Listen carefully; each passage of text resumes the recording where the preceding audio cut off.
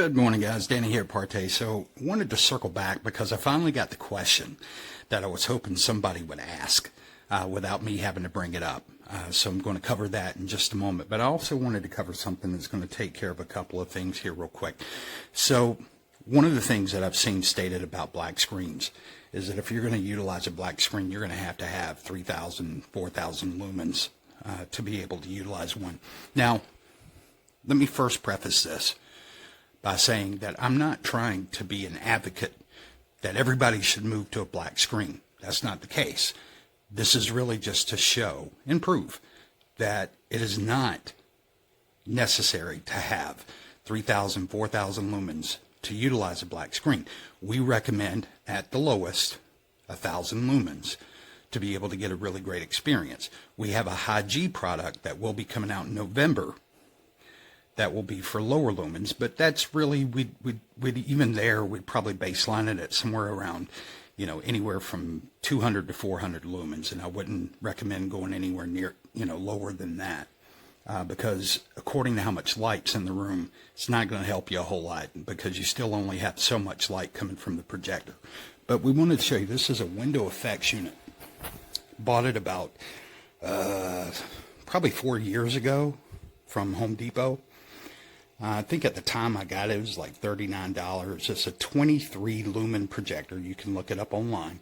Some of the newer ones are higher caliber, but this was one of the early models. You can see it doesn't even have, it's just got an SD card and a place for USB, and that's pretty much about it. But at 23 lumens, we're able to get an image off the black screen. And that's even with light kind of cascading down on it. And I'll turn all this off in just a second so that you can see the tone of the screen.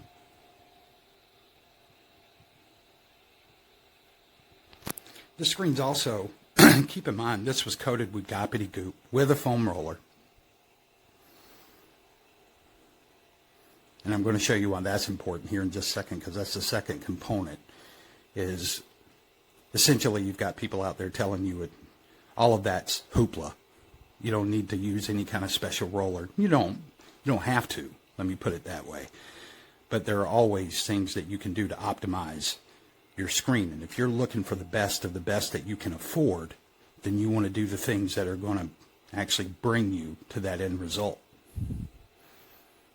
Okay, so I'm going to turn this off real quick. You can see. There we go.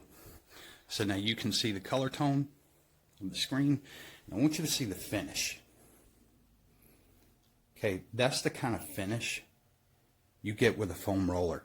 That's not a finish you're going to get with a 1/4-inch snap. Synthetic or otherwise, you're just not going to get that. It's going to leave a lot of texture. So learning how to utilize a foam roller is going to go a long way if you're someone who's looking to paint your screen. Now this was coated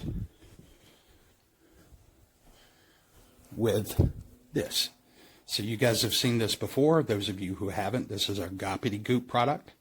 Comes in 3 different tones.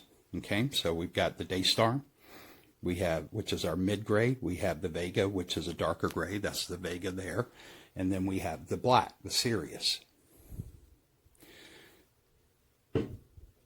So, not necessary, and you can see how resilient this is. This is reflecting off of the table here. And we always refer to this as the black screen that doesn't know it's black, because it doesn't work like a standard paint mix black screen, which is going to absorb a lot of your light. If this was just a standard black screen, that image would have been a lot dimmer. It would have probably still been there, but much dimmer, because there would have been a lot more absorption happening. Okay, this screen right here is pretty much about a 1-1 gain. Okay, so I'm going to pause, and then we're going to talk about the question. All right, guys, so on to the question. The question was, what is the difference between ProFlex and just coating a piece of material to the point to where you can't see the fabric. And so I was waiting for somebody to actually come to us with that question. So we're going to describe that and help people understand here.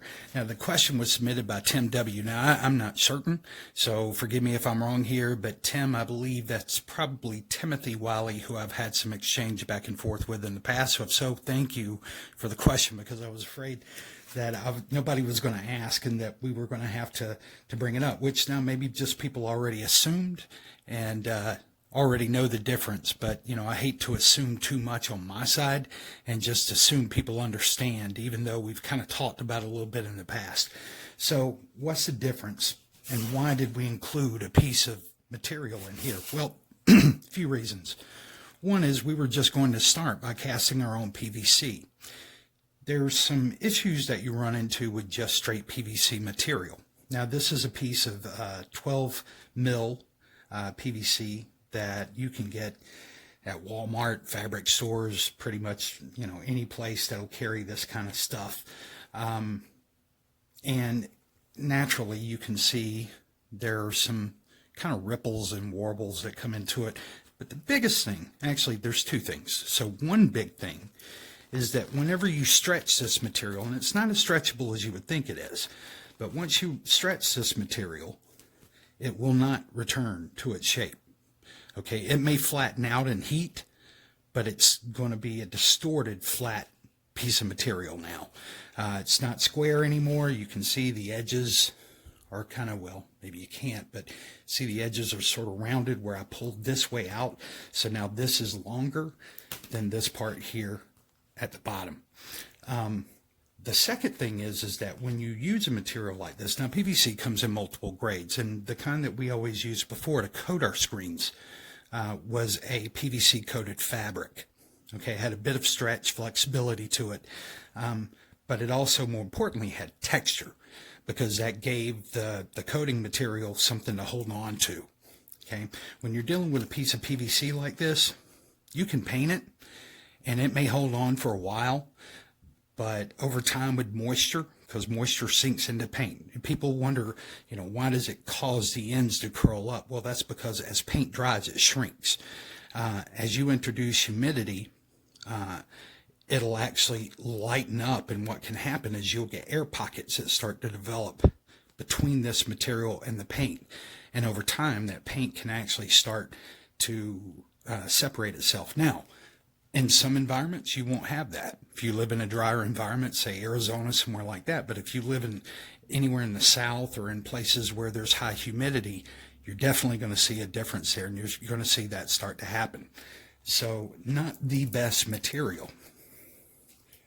Enter ProFlex. So ProFlex is developed by, we cast the back. By casting, I mean we pour the material onto the back. It is then we use basically a hard squeegee type utensil to spread it out evenly at self levels. But even in self leveling, sometimes there's some small little distortions. So what we'll do is we'll come back and we'll spray that so that you get a balanced finish. And then we do the same thing on this side of the material. Okay, so the back is cast onto a piece of fabric, and then the front is cast onto all of that. All right, and this is cast in with different material than what's used on the back. The back is less pliable. The front is much more pliable. That also adds into giving it a degree of memory, which is really key whenever you're talking about material that you want to tension on a frame. You want it to have a degree of memory. And I'll show you here so you can see. So we can stretch this. Okay. See how far that stretches? So you get a lot of good stretch out of this material. Okay? But if I leave that material there, it is going to, it's not instantaneous. It takes it a little while. As a matter of fact, if I leave this sitting here for about, I don't know, 30, 40 minutes, it'll go back to its original shape and flatten itself out. It's already going back to its original shape now. You can see it's not all distorted. It's just got some ripples in it from where I'd actually pulled it. now over time, it'll actually flatten itself out. If you wanted it to be flat sooner, all you do is hit it with a hair dryer and boom, the heat will just lay it flat as can be, and it'll be back to its original shape. It'll be perfectly rectangular here. This is great because if you're going to tension something, you want it to have flex and you want it to come back, have a degree of memory, so it'll come back and tension itself, mold itself to the frame. So very key if you're a DIYer, and that's why this is beautiful material for DIY application. The best thing that I've seen out there, that's my opinion, granted, but trust me, I've done a lot of research over the years, and there's nothing that compares to this from a DIY. Why? Well, because when you get this material, and this is something I don't treat lightly, when you get a piece of material in that you've paid a good bit of money for, there's always a bit of nervousness that you're going to damage it while you're trying to apply it, right? While you're trying to set it up and get it hooked up. This takes all of that worry away. You're not going to damage this unless you just take a knife and just try to poke at it, gouge it. This will easily tension over frame. Even if you have sharp corners, I would always recommend that you sort of round out your corners slightly, just so you don't have sharp points. But I did it over a sharp point application and it still did not pull through. So very durable material, hard to damage. Just very difficult to damage by comparison to, say, standard fabrics. Plus, if you use something that's just coated, even especially if it's coated to the point you don't see the fabric, the reason being is because now you've got a very thick coat on the outside. It's easy to scratch that. And if it's something that's coated over a piece of PVC or some hard material, it's going to be very easy to scratch that off, and you're going to have to go back and you're going to have to try to blend that in a way that matches. You just avoid all that with ProFlex. As far as image-wise, ProFlex it actually gives us additional depth so that we're able to get even better optics off of ProFlex than what we would from a standard spray coating, because otherwise we would have had to do numerous coats. Pour casting allows us to build up that and give us that measurement that we're looking for. As a matter of fact, I just saw there was a screen, I'm not going to mention the company, but there was a screen for UST that was being used with the A300 WeMax in very low light conditions. And you could already see that light impact the screen. I'm in a very high light condition here, and my ProFlex UST screen, the Vega behind me, much better handling of ambient light. So guys, that's what we focus on.